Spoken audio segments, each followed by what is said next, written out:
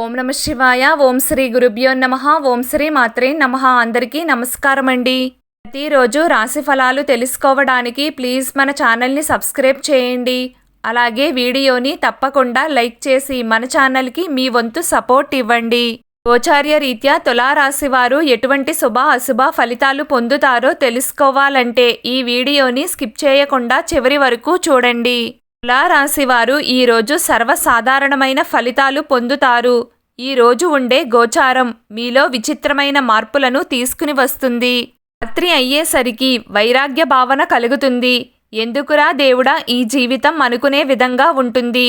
రాత్రివేళ ఎక్కువగా మేల్కోవడం, ఎక్కువగా ఆలోచన చెయ్యడం, ఎక్కువగా నీరసంగా ఫీల్ కావడం లాంటివి ఈరోజు మీ పట్ల గమనించుకోగలుగుతారు. ఇంకా చెప్పాలంటే మరో జన్మంటూ ఉంటే మనిషిగా మాత్రం పుట్టకూడదు అని అనుకుంటారు. విపరీతమైన వైరాగ్యంలోకి వెళ్ళిపోతారు. ఇక్కడే ఒక ట్విస్ట్ కూడా ఉంది. ఈ భావన అంతా మీకు రాత్రివేళ మాత్రమే కలుగుతుంది.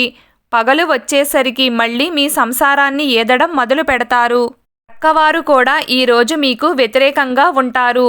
మీరు ఎస్ అంటే వాళ్ళు నో అంటారు. మీరు అవును అంటే వారు కాదు, జరగదు, కుదరదు అంటారు. అయితే ఇక్కడ మీరు చిన్న లాజిక్ని ఉపయోగిస్తే ప్రక్కవారు మీ మాట వినడమే కాకుండా మీకు కూడా గొడవల నుండి తప్పించుకునే మార్గం కుదురుతుంది. మీరు ఎలా అంటే అలాగే, నాదేం ఉందిలే అని మీరు ఒక్క మాట అంటే అవతలి వారు పొంగిపోయి మీకు అనుకూలంగా పనిచేసే అవకాశం ఉంటుంది. కాబట్టి ఈ ప్రకారంగానే చేసే ప్రయత్నం చేయండి. ఈరోజు తులారాశివారు సంతానం కోసం ఏమీ చేయలేదే అని బాధపడతారు.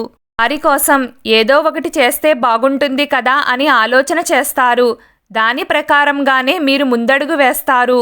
ఈరోజు మీలో ఒక విచిత్రమైన ధోరణి నెలకొని ఉంటుంది. ఇప్పటి వరకు భక్తిలో ఉన్నవారు భక్తిని వదిలేస్తారు. తరువాత తమకు తాము భక్తిని తెలుసుకుంటారు.